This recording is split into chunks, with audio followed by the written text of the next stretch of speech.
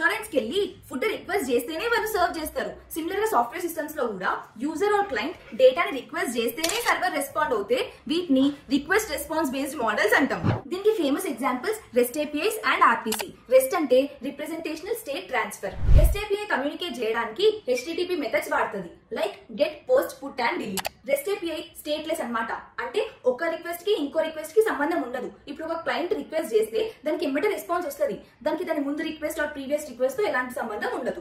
Instagram లాంటి apps rest APIs ని వాడతాయి. మీరు యాప్ ఓపెన్ చేయగానే యాప్ ఫ్రంట్ ఎండ్ సర్వర్ కి గెట్ రిక్వెస్ట్ పంపిస్తుంది to fetch latest posts.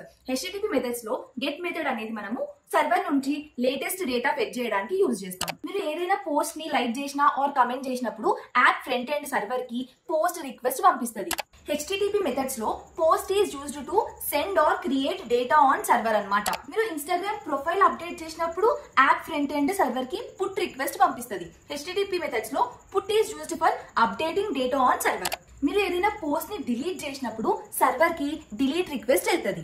Delete method is used for removing data from server. ఇట్లా rest APIs HTTP methods ని వాడి client ని సర్వర్ ని మాట్లాడుకునేలాగా చేస్తాయి about actions to be done on data. GraphQL కూడా rest API లాంటి ఒక request response based communication model. దీని గురించి మీరు కమెంట్ చేయండి. నెక్స్ట్ వీడియోలో RPC గురించి నేర్చుకుందాం.